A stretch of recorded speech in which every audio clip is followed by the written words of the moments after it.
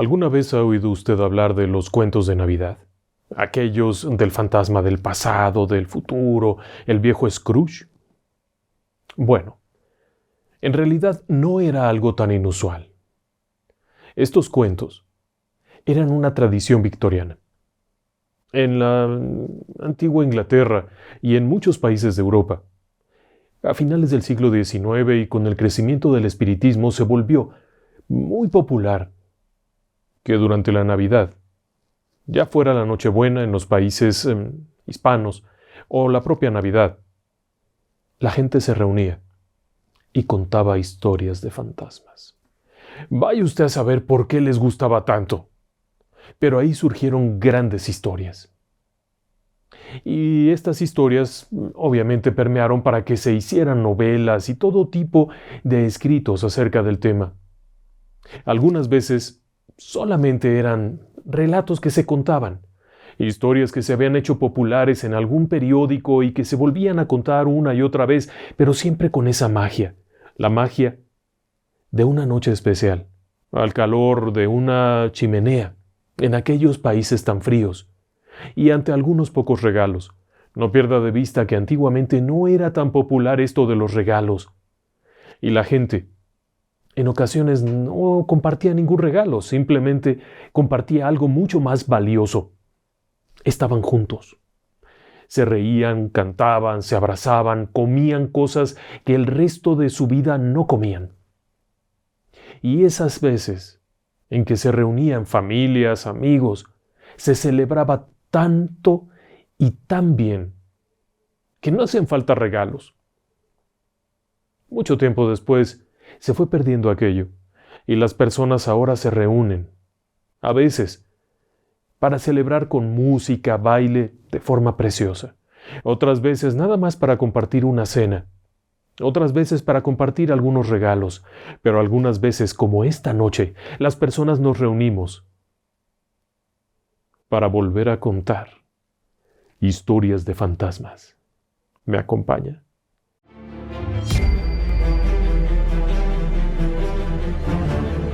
Relatos del lado oscuro. Fantasmas. Seres extraños. Sucesos inexplicables. Perversidad humana. Historias que otras mentes prefieren ignorar.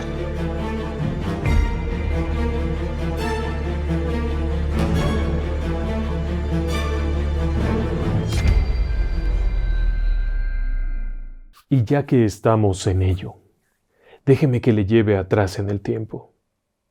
Estamos en los años 40, en México, en una población apartada, en dirección hacia el mexicano estado de Querétaro.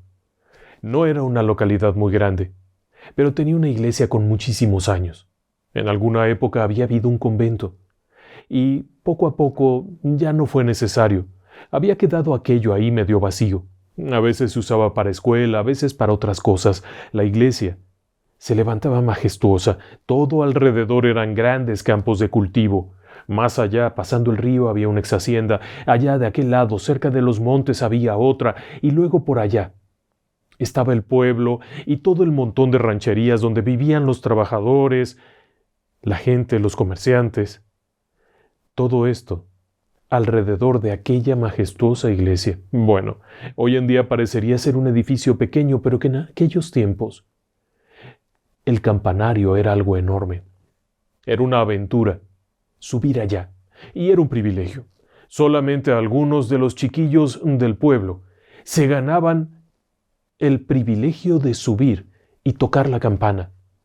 No todo el tiempo, solamente una noche al año. La Nochebuena.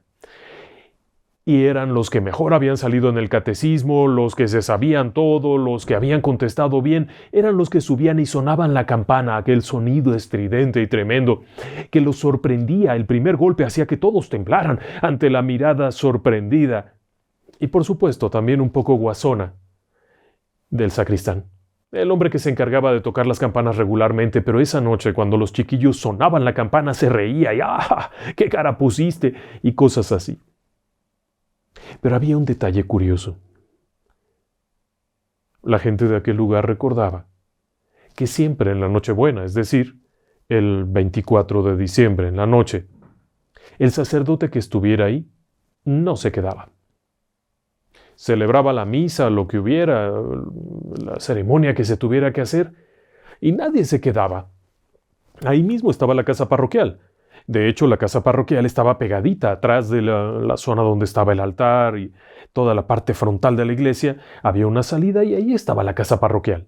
De tal manera que siempre buscaba el cura de turno alguna casa donde aterrizar y hacer su propia fiesta. Por supuesto, las personas lo interpretaban como que el sacerdote de turno lo que buscaba era reunirse con personas. Pero había veces que era muy peculiar. Por ejemplo, había uno al que lo vinieron a visitar todos sus hermanos.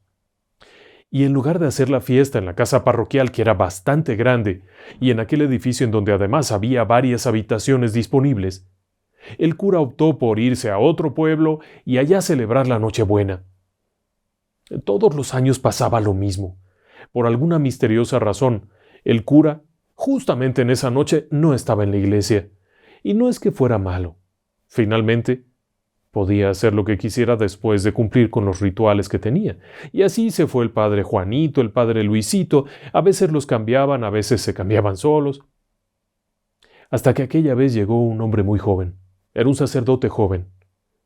Era una persona de tez muy morena. Probablemente vendría de la costa de Oaxaca o algún lugar muy lejano, porque tenía rasgos afrodescendientes. En los años 40 eso era visto como raro. Y obviamente le veían un poquito diferente. Era un sujeto peculiar. Fuera de eso era un gran tipo. Organizó muy bien todo, se reía frecuentemente, cantaba que daba gusto, y cuando se juntaba con todos los chicos para el coro, era muy bonito aquello, organizó un coro precioso. Los primeros meses fueron perfectamente normales. Cada tarde, al terminar las confesiones, al terminar la última misa, el sacristán cerraba la puerta aquella, una pesada puerta, probablemente colonial, era algo muy antiguo. Se cerraba, se colocaban las trancas, para evitar que algún chistoso fuera a hacer algún daño. El sacerdote revisaba que todo estuviera en orden, apagaba lo que tenía que apagar, caminaba, se arrodillaba frente al altar y después iba hacia la sacristía y de ahí a la casa. Era una rutina sencilla. Y cada noche era lo mismo.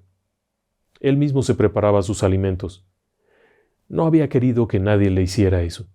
Él mismo hacía la limpieza de su casa, no quería que alguien estuviera haciendo eso.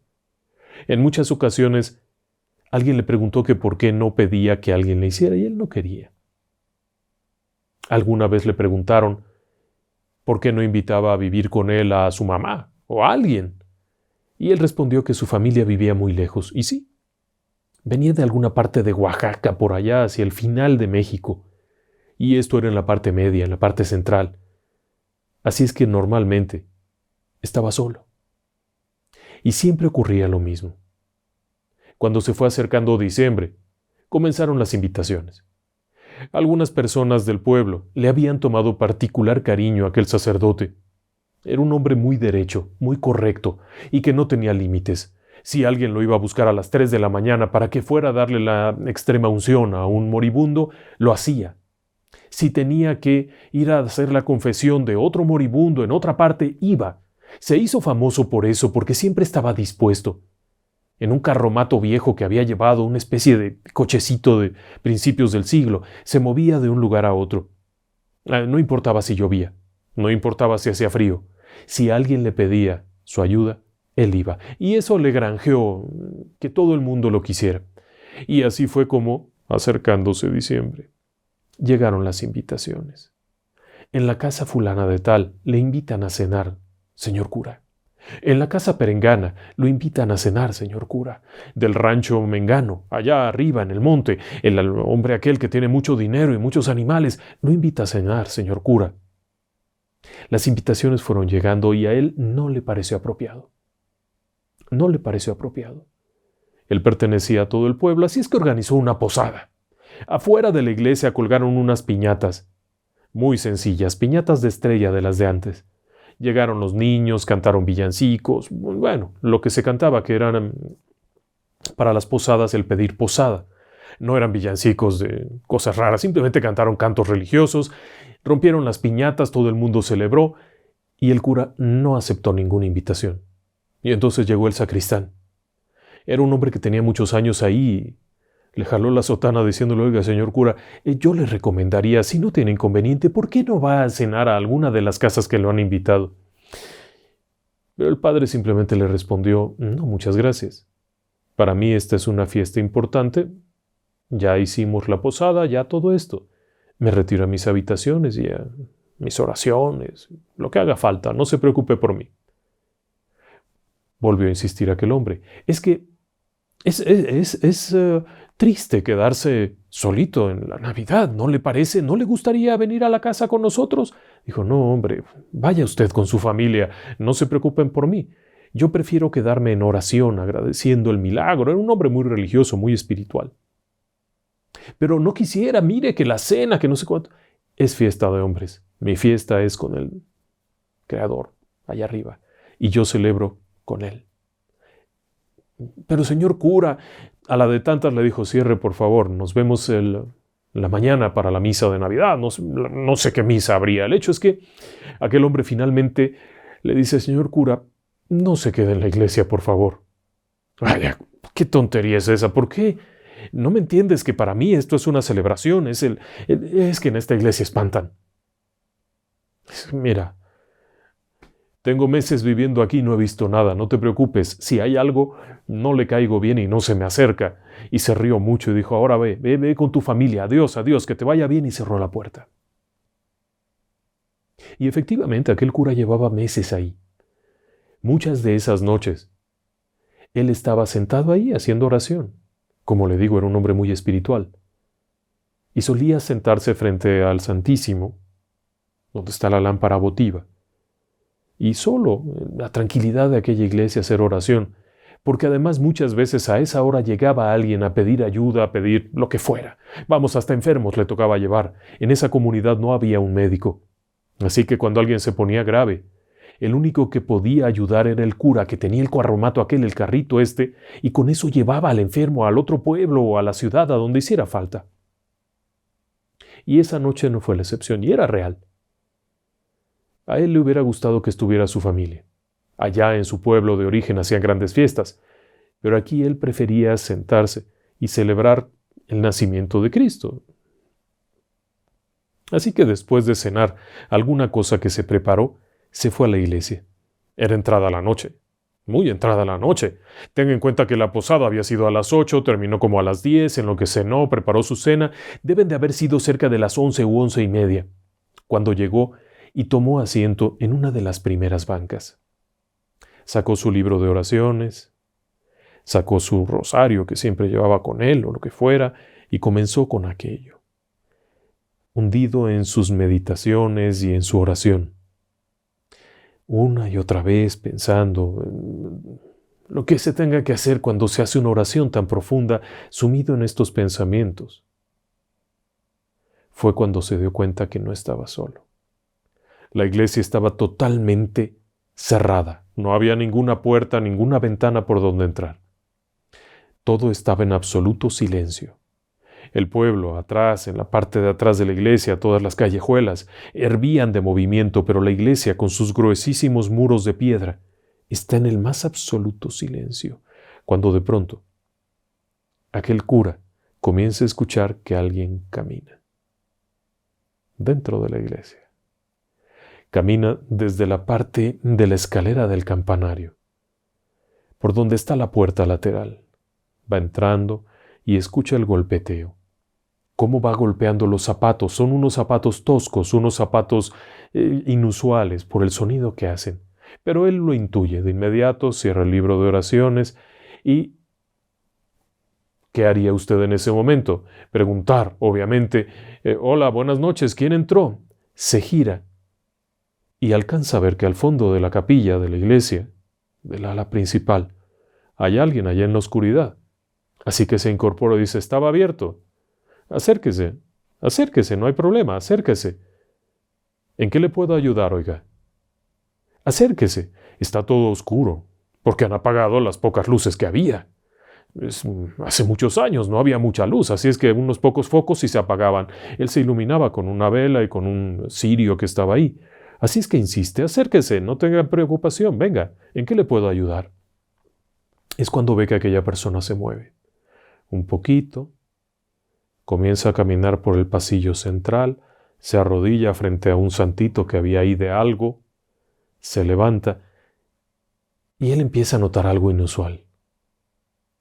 Conforme se va acercando y hay algunas veladoras a los lados de la capilla, donde hay muchas veladoras prendidas, él nota que con esa luz distingue algo, y es que lo que está viendo es un sacerdote. Cuando aquella persona se sigue acercando, distingue con mayor claridad que es un sacerdote. Lleva la sotana negra de un sacerdote, vamos, y se sorprende, le dice, perdone, hermano, a que debo el honor de su visita. Y aquel hombre se acerca un poco más y vuelve a insistir. Buenas noches, ¿a qué debo el honor de su visita? ¿En qué le puedo ayudar? Aquella persona continúa su marcha, como si no lo hubiera escuchado. Llega al frente y se arrodilla justo al pie del altar, en los 3 escalones que hay, ahí se arrodilla aquella figura. Entonces, el sacerdote se queda ahí y le dice, perdone, ¿le puedo servir en algo, hermano? Soy el padre fulano de tal. Pero entonces se da cuenta de una cosa peculiar. Y es cuando, obviamente, se percata que no está entre vivos. Porque aquella imagen permite ver, a través de ella, los reflejos de los decorados dorados que hay en el filo del altar. Es cuando se da cuenta que las velas que tiene encendidas, que hacen brillar un poco aquellos filos, producen reflejos que atraviesan el cuerpo de esta imagen. Por un momento siente que se le sale el alma. Está frente a él un fantasma. Y es la noche de Navidad. Acto seguido, toma su libro, se arrodilla y empieza a pedir por el eterno descanso de aquella alma, a pedir por el perdón de sus pecados, a pedir la ayuda del cielo para que esa alma encuentre el destino, y en medio de aquella oración, en medio de aquella meditación profunda en la que está pidiendo por el perdón de esa persona, es un alma en pena, está pidiendo por el descanso porque pueda seguir su camino, escucha que le habla, diciéndole, hermano, ayúdeme.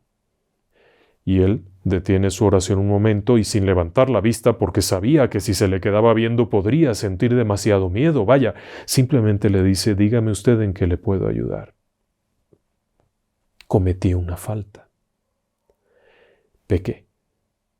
No te puedo dar la absolución. Sabes que la absolución solamente se puede dar en vida.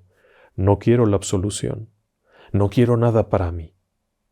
Mi pecado me ha condenado. ¿Y entonces qué es lo que quieres? Necesito que haga algo por alguien.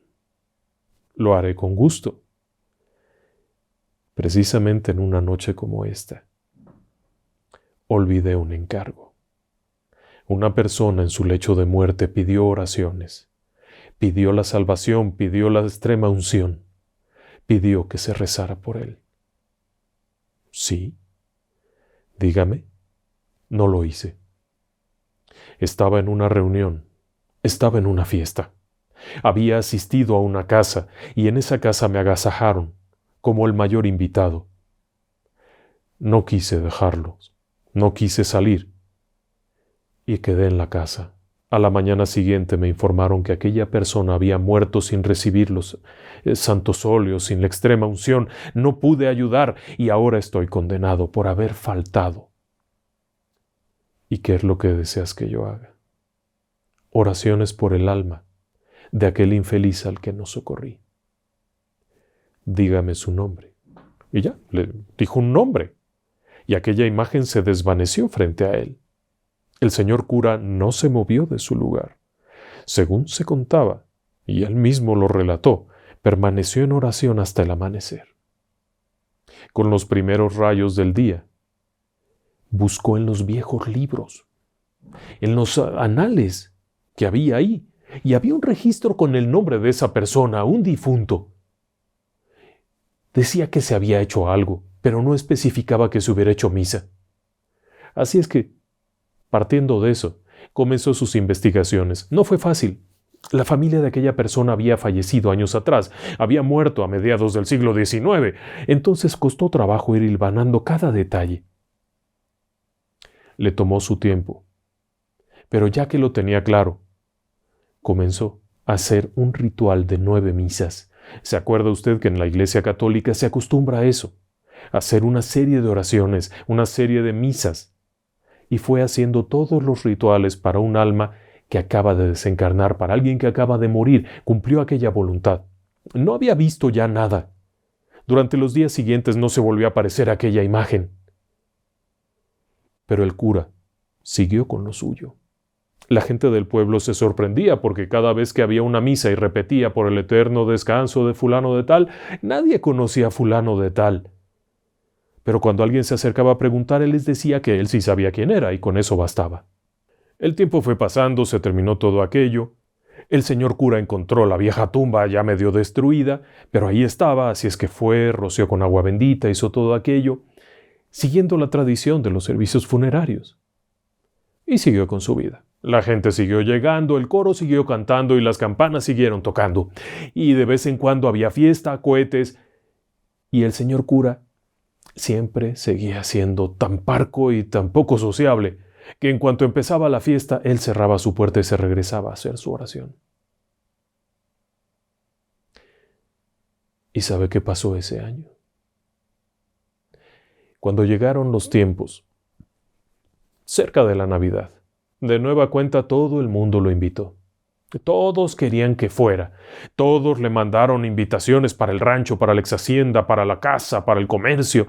Vino el sacristán y le jaló la sotana para pedirle que no se quedara allí. Y entonces se volteó y le dijo, ya lo sé. Aquí hay alguien que no encuentra el descanso eterno. Sí, señor cura. Por eso los otros padrecitos que han venido antes que usted no se quedan porque les da miedo. A mí no me da miedo. Vete con Dios, ve con calma, yo aquí me quedo. Yo me encargo de esto, no te preocupes. Señor cura, la iglesia, cierra todo. Y volvió a hacer exactamente lo mismo. Cerró todo, prendió sus velas y se sentó. Sacó su libro de oraciones. Ya había pasado la posada, los niños rompieron la piñata, todo aquello. 11:30 de la noche. Sacó su libro y se concentró en sus oraciones. Cerca de la medianoche volví a escuchar los pasos. Pa, pa, pa, pa, pa, pa.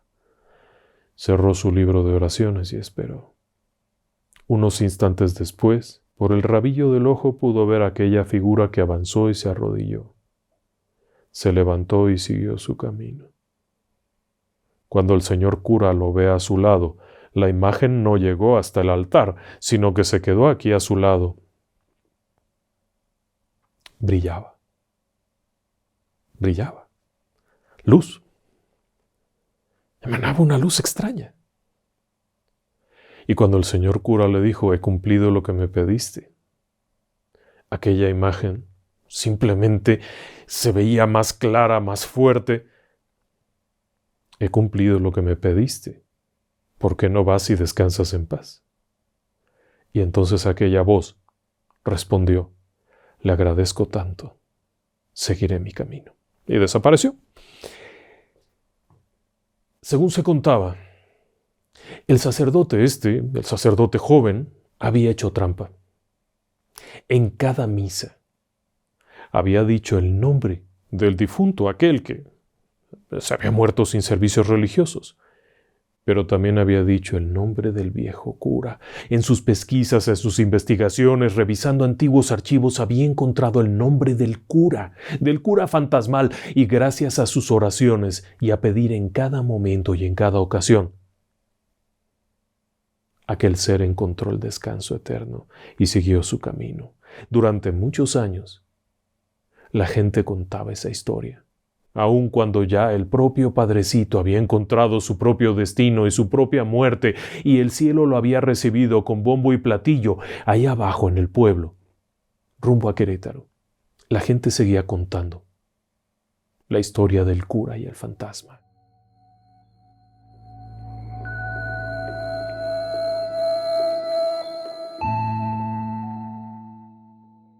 Y ahora, si me lo permite, le voy a cambiar completamente de rumbo. Nos vamos a España. Oh, sí. Son los años 50. La guerra quedó atrás. Han pasado bastantes años desde aquellos momentos terribles, de gran tristeza, de mucho dolor, de hermanos muertos. La guerra siempre es terrible, no importa quién tenía la razón o quién no la tenía. La guerra siempre es terrible. Aún quedan heridas abiertas. Aún hay quienes viven lejos por temor a volver. Hay quienes han tenido que irse, hay quienes han regresado. Hay un hombre que vivió cosas terribles, que vio la muerte de sus familiares, la muerte de sus amigos, pero no se imagine que fue un bando malo que vino y mató a todos. No, se mataron entre ellos, unos eran de un bando, otros de otro, y él llegó a un punto en el que no cree en nada. Son los 50. Parte de su familia era muy religiosa, parte de su familia era roja, era comunista, ateos. Tuvieron tantas cosas entre ellos cuando niños y de pronto se odiaban a muerte y se mataron. Así que él no iba a creer en nada. Se limitaba a trabajar todos los días de su vida. Era camionero. Había comprado un pesado camión de aquellos años. No sé si sería un Barreiros o un Pegaso, lo que fuera. Y con eso trabajaba todos los días. No importaba qué santo fuera, qué día de feria, ni qué nada. Cuando llegaba al pueblo, apagaba el camión, se tumbaba a dormir.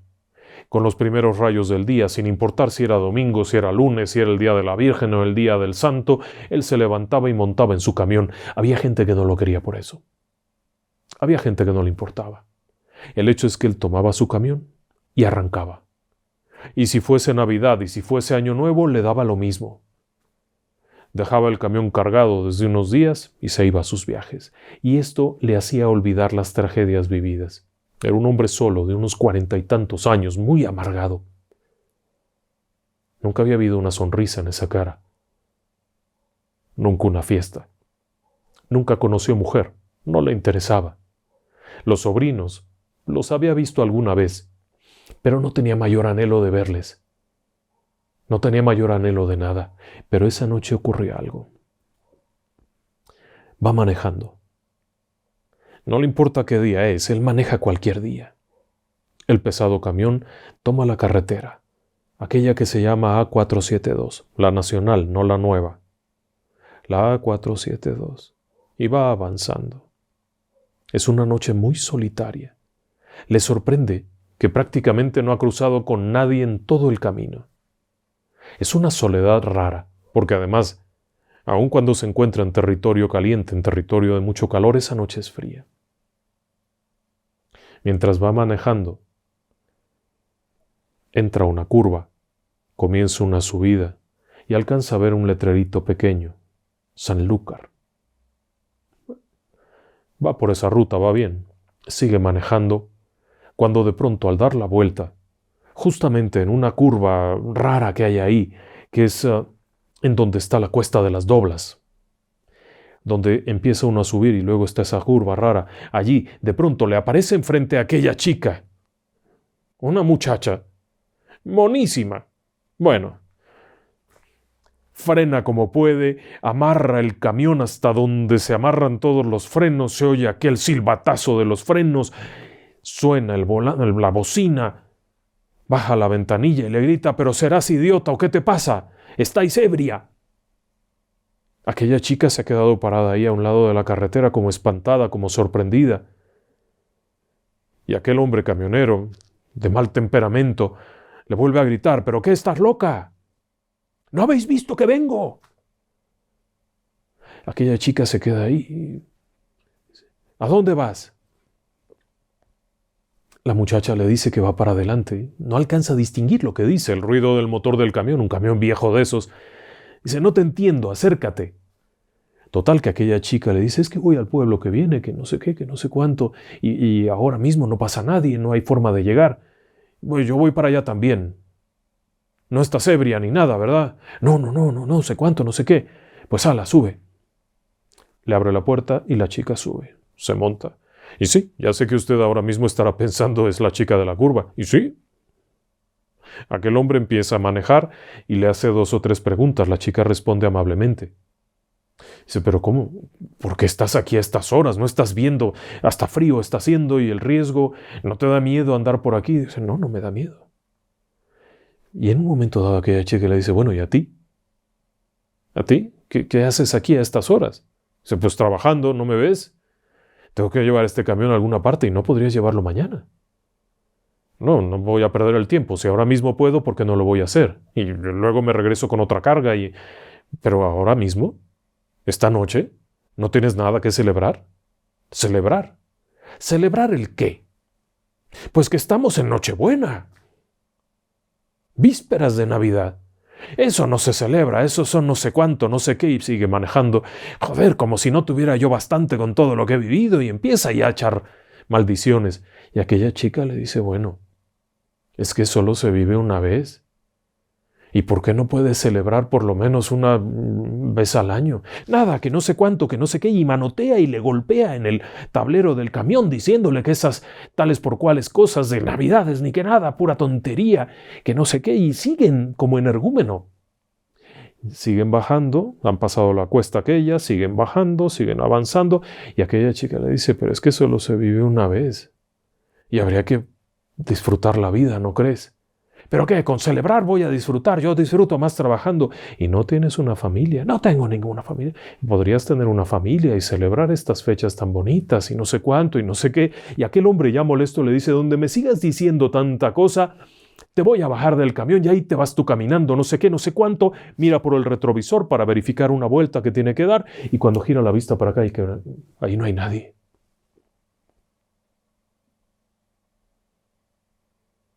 La chica bonita ha desaparecido. Inmediatamente él siente un escalofrío tremendo. Era un hombre duro, pero que se te sube un muerto, a cualquiera le cala. Y además siente esto como una temblorina, como una sensación rara que le obliga a buscar en el primer caserío donde pararse y se baja. Casualmente, en ese lugar había alguien que le abre la puerta y lo hace pasar a una casa en donde hay 2 o 3 personas mayores y un par de chavalitos ahí, y están celebrando algo. Lo invitan a pasar. Aquel hombre que tiene ese temperamento horrible les dice que está bien, que va a bajar. Apaga el camión, se mete ahí, y aquella gente le sirve un plato de comida, lo recibe como amigo, como casa, se ríen un rato, se platican, se cuentan historias que no tienen nada que ver ni con trabajo, ni con guerras, ni con destrucciones, ni con muerte. Historias de allá, de esos lugares, de cuando el santo bajó por el camino no sé qué, y justo cuando él está a punto de decirles, esas son paparruchadas, y a mí no me vengan, se retiene un momento y se acuerda que había traído un muerto en el camión. Así es que sigue escuchando a aquella gente cómo se ríe, cómo cuentan de cuando en el río el tío fulano de tal con todo y el burro y cosas así muy simpáticas, hasta que se empieza a reír.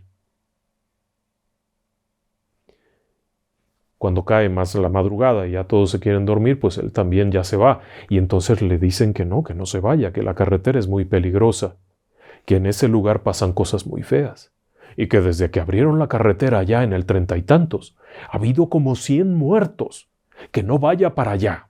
Y él dice, bueno, pero es que me tengo que ir. No, pero es que usted no sabe lo que hay allá. Allá se le va a aparecer el fantasma de la curva, y entonces vienen todos, así, pero con mucho chisme y con la boca llena de ansiedad de contar la historia, para contarle que en la curva, allá, se aparece una muchacha joven que se le sube a los camioneros y se le sube a la gente que transita de noche, sobre todo cuando vienen las Navidades, porque en este lugar murió una jovencita hace muchos años, y se aparece y se le sube, y cuando se le sube los hace volcar y los hace... Y aquel hombre, ya se imaginará usted los ojos cómo los tenía cuando está escuchando lo que le están platicando, y él lo había vivido. En fin, se queda a dormir esa noche en esa casa. Muy temprano en la mañana, cuando ya todo el mundo está levantándose, él se levanta y también le invitan. Pasa el tiempo, obviamente al día se va a su trabajo, Vuelve a pasar por ahí varias veces y cada vez que pasa, detiene el pesado camión y trae alguna cosa a la familia. No eran épocas de bonanza, eran épocas que se vivía con escasez. Y el hecho de que aquel hombre volviese y siempre trajera una cosa, otra, un regalo de tal parte, se había ido hacia el otro lado del mundo, a Bilbao, y había traído desde Bilbao para Sevilla, no sé cuánto. Y bueno, el caso es que un buen día hay fiesta. Y hay fiesta a lo grande. Porque el camionero aquel se casa con la tía. Había una tía de buen ver que tuvo a buen ver al camionero y se casaron. Y al poco de eso ya no eran solamente el camionero y la tía, sino el camionero, la tía y el chavalito. Y al poco el tío, la tía y otro más. Y así. Y celebraban la Navidad. Pero no termina ahí la historia. Pasa el tiempo. Y una noche, por alguna razón, el camionero se ha tardado. Es invierno. Se acercan las fechas navideñas. Hace frío. Por alguna cosa, cuando ha llegado a cargar en la bodega, le han demorado mucho, pero quiere llegar a casa. Pero esta vez le urge llegar porque va a celebrar con la familia, porque le están esperando todos aquellos que había conocido años atrás en esa casa donde lo recibieron la madrugada que tanto se espantó. Ahora son su familia, y ahora celebran y se ríen y cantan. Viene por la pesada carretera, la 472, la nacional, no la nueva. Viene manejando, cuando de pronto entra a la curva, llega a la subida y justamente cuando hace el cambio para arrancar mayores revoluciones al poderoso motor, frente a él cruza la chica. La misma chica, esa misma chica que años atrás le había explicado que hay algo más después de esta vida. Él alcanza a verla cómo se detiene. Intenta frenar, pero la chica simplemente le hace adiós, sonríe y desaparece justo al lado de su ventanilla. Por supuesto, vaya usted a saber si se acierta la historia. Se cuenta tanto que no se puede saber. Pero según la misma leyenda, ese hombre entendió que la vida está hecha de muchas cosas más que solo lo material, y que hay que aprovechar día tras día.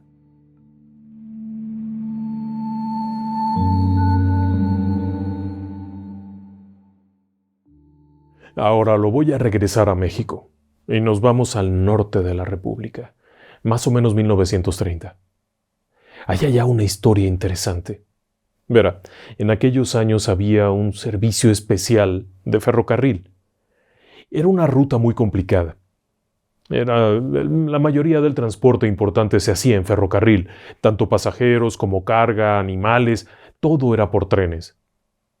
Y esta ruta en particular era una ruta que tenía muchos riesgos, porque venía desde unas minas en la parte alta, donde se cargaba mineral de hierro, bajaba por una tremenda cuesta para incorporarse en una espuela de ferrocarril a una línea principal por donde pasaban pasajeros, cargueros y demás.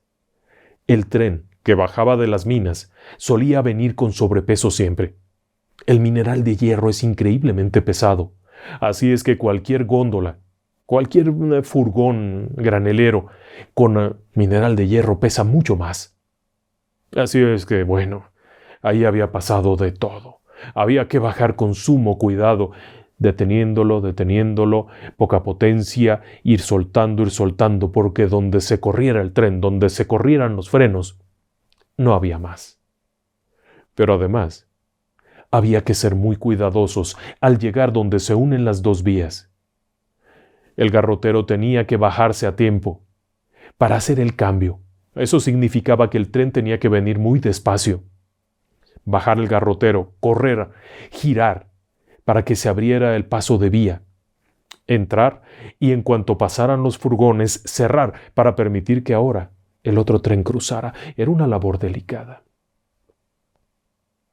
Un buen día, aquella gente sube, hace la carga, desciende con suma lentitud, Cuando van llegando al punto, el garrotero se baja del tren, que avanza lentamente, no lo pueden frenar totalmente, pero lo logran bajar a muy poca velocidad. El garrotero corre, gira la pieza aquella para que se abra el cambio de vía.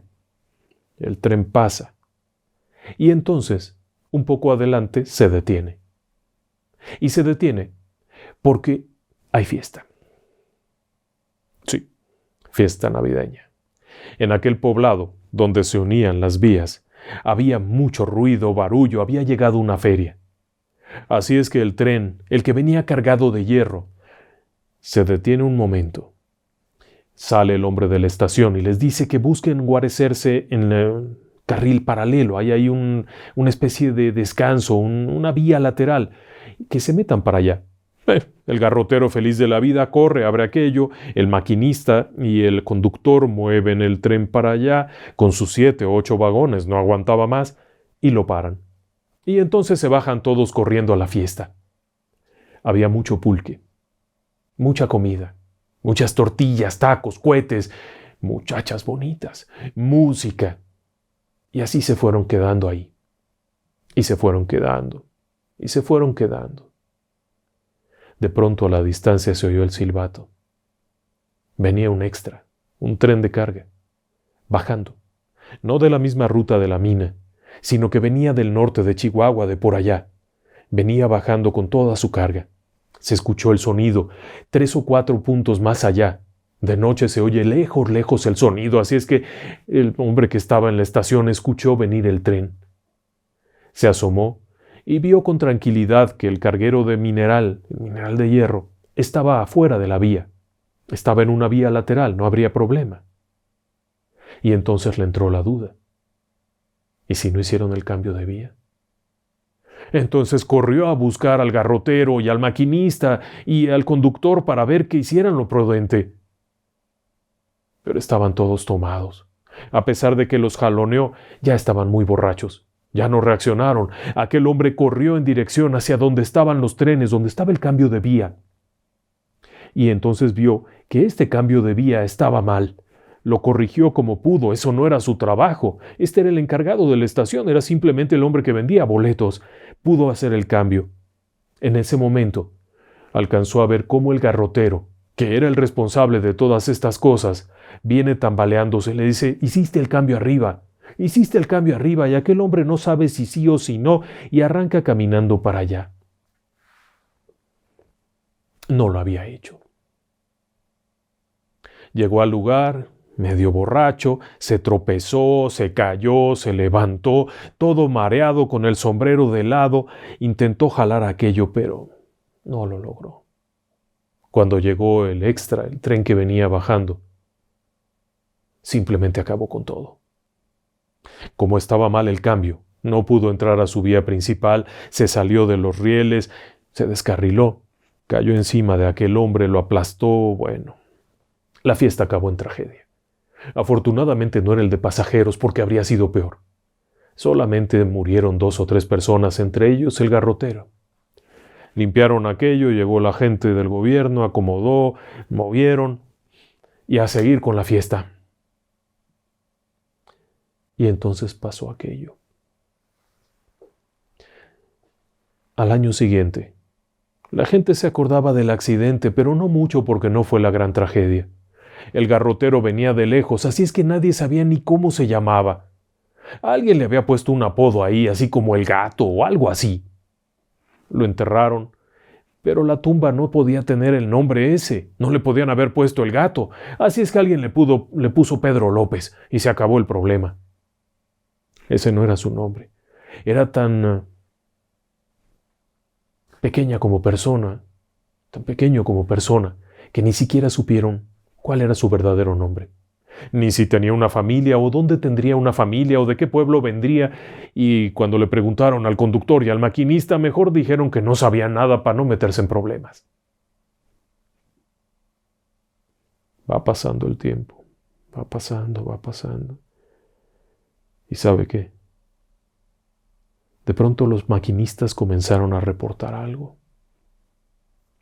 Por la noche, Cuando venían bajando, ya fuera del mineral, en la parte alta, en la cumbre aquella horrible, como los que venían cargueros bajando de Chihuahua, aseguraban ver un hombre haciendo señales. Les dio gusto. Les dio gusto que alguien hubiera puesto ahí a un encargado de hacer señales con el quinqué de ferrocarrilero, ya sabe usted, ese que se le mueve para hacer señas, avisando, porque a veces venía bajando uno y otro de frente, no había telégrafos, no había radios, nada. Y de pronto que alguien te ayudara haciéndote señas, bajabas, frenabas, lo que tuvieras que hacer, soltabas el vapor, lo que fuera, para llegar con calma. Pasaban las vías y realmente nadie lo veía. Hasta aquella noche. Esa noche, todos entendieron que el gato seguía ahí, porque esa noche era una noche de Nochebuena, y al caer la noche, todavía había gente trabajando arriba, en la mina, así es que se descolgaron con el tren y traían prisa. No querían esperarse para poder llegar a la fiesta, pero casualmente también el ganadero, el tren que venía con ganado, tenía la misma intención, llegar a la fiesta, esa misma fiesta, en esa misma estación donde había juegos, cohetes, pulque, chamacas bailando.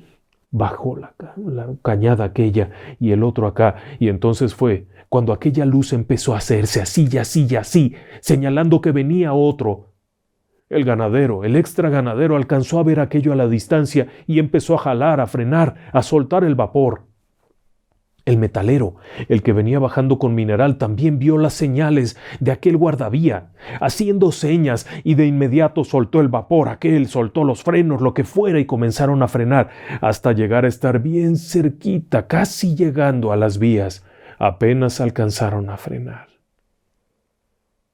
Fue cuando lo vieron.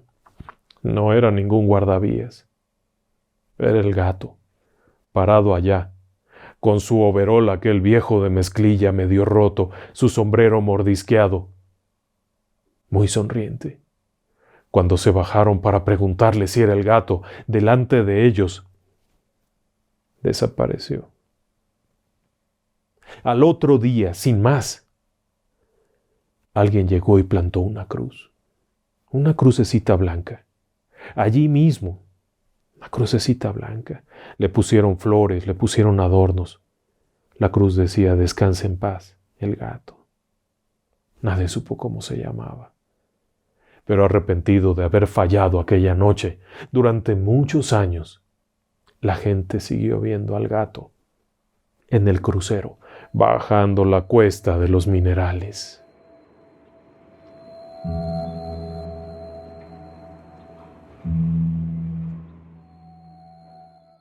Ahora bien, no todo es miel sobre hojuelas, ni todas las celebraciones navideñas son bonitas.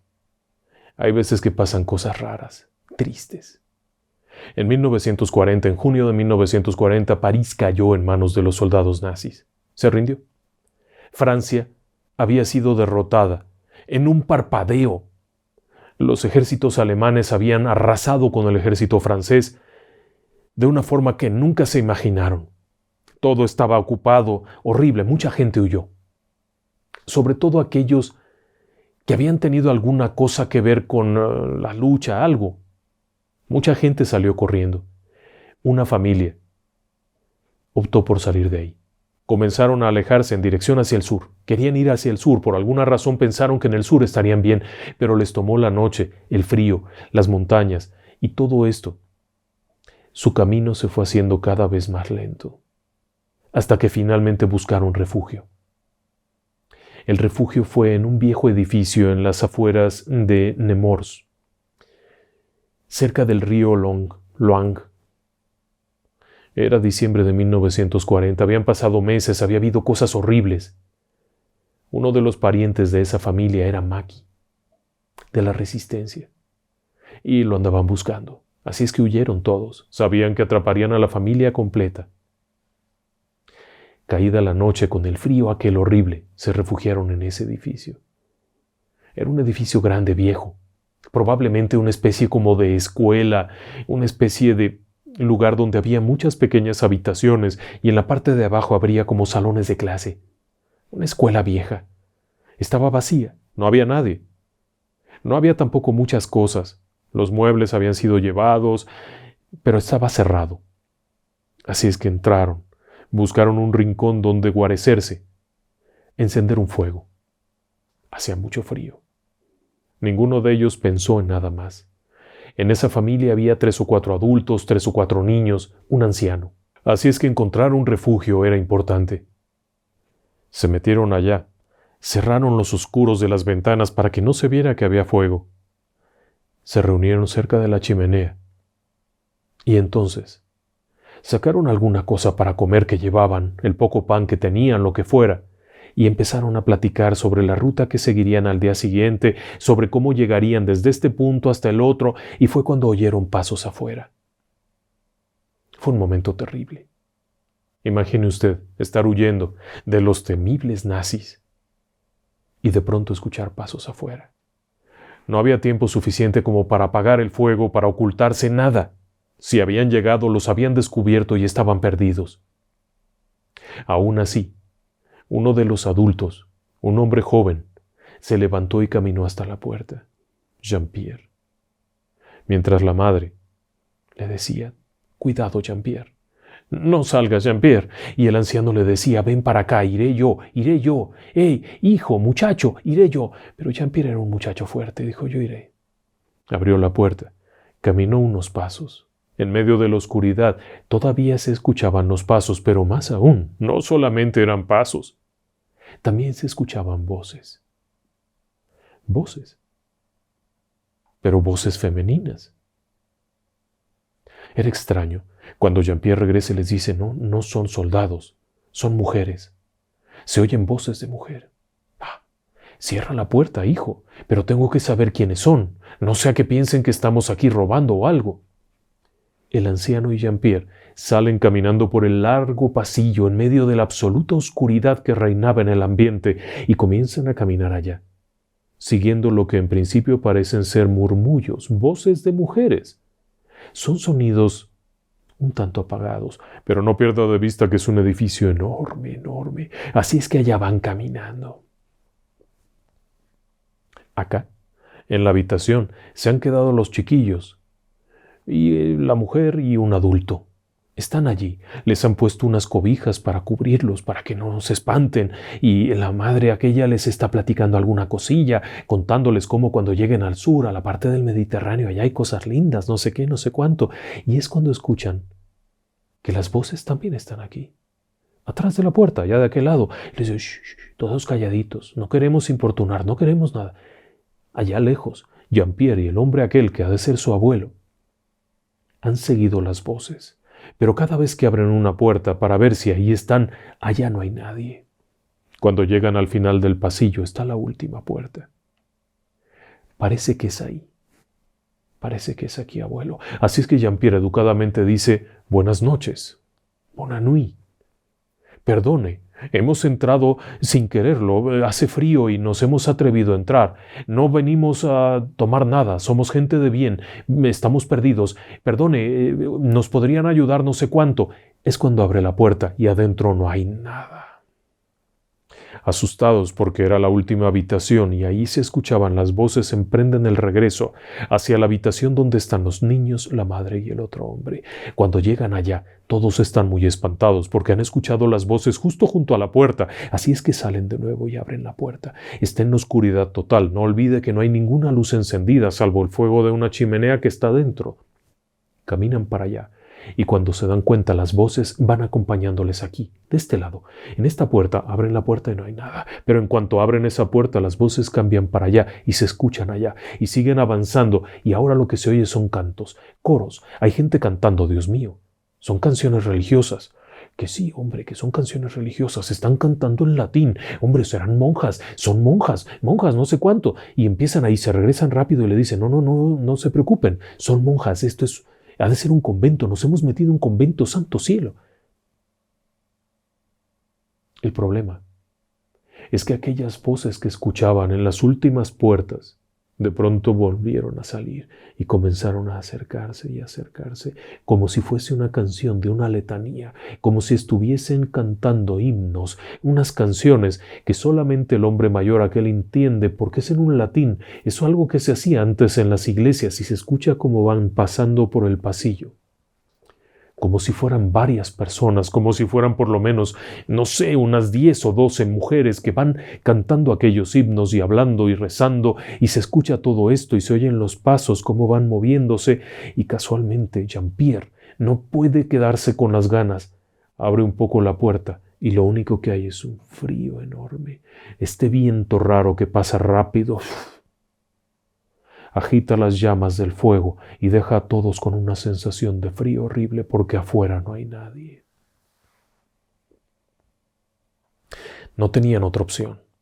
A lo largo de aquella noche, toda la noche se escuchó cómo rondaron estas voces fantasmales que iban y venían y por momentos parecían entrar a la habitación. Taparon a los chiquillos con aquellos abrigos, con lo que tenían, para que no vieran, para que no escucharan. La madre les hablaba, tratando de distraerlos, de arrullarlos un poco, pero las voces de pronto estaban dentro y ellos no podían salir hasta que finalmente fue de día. Cuando se ha vuelto de día, los primeros rayos del sol, abrir aquella puerta es darse cuenta que este lugar está semidestruido, que está en ruinas, una cosa horrenda. Hay restos de una construcción a un lado que parece haber sido quemada o algo peor. Y es cuando empiezan a salir, se asoman un poquitín, salen por aquí, caminan para allá y casualmente afuera, ahí pasando la puerta, hay un hombre mayor con una mujer joven, su hija o su nieta. Llevan una cesta de esas que se usan para comida, con un mantelillo arriba. Cuando Jean-Pierre se acerca y saluda, perdonen, buenas noches, buenos días, me apena mucho, es que vamos de paso y no encontramos refugio, y vaya refugio que escogiste, hijo. Seguro que tendrán hambre y vemos que traen niños. Los vimos cuando entraron anoche, vimos el humo de la chimenea que prendieron, pero no nos atrevimos a acercarnos. Vengan para acá. Les dan la comida, se sientan por ahí. Aquellas personas son muy nobles, muy lindas. Se vienen saliendo de París. Sí, señor, vamos en camino. No me platiquen más. Aquí hay comida para el viaje, aquí hay cosas para que lleven, no sé cuánto, vayan con Dios. Señor, ¿qué es lo que hay en este lugar? Aquel hombre mayor se quita la boina, se rasca un poco la cabeza, se acomoda las barbas, para decirles, escogieron un pésimo lugar para quedarse. En este lugar ocurrió una tragedia años atrás. ¿Cuál fue la tragedia? La noche de Navidad, joven. Las monjas estaban cantando, celebrando, haciendo los rituales de siempre y al momento de la procesión con velas, a una de ellas le ha caído la vela encima del hábito de la otra que ha comenzado a prender y entre todas quisieron ayudar. Murieron varias. Ahí están los restos de la iglesia. La tragedia se cirnió sobre este lugar, por eso está abandonado, pero cada año hay quien dice que vuelven, y que se vuelven a escuchar y que deambulan sus espíritus fantasmales por todo el edificio. Pues qué fecha es hoy, caballero. Hoy es Navidad, joven. Buenas noches, y que descansen en paz.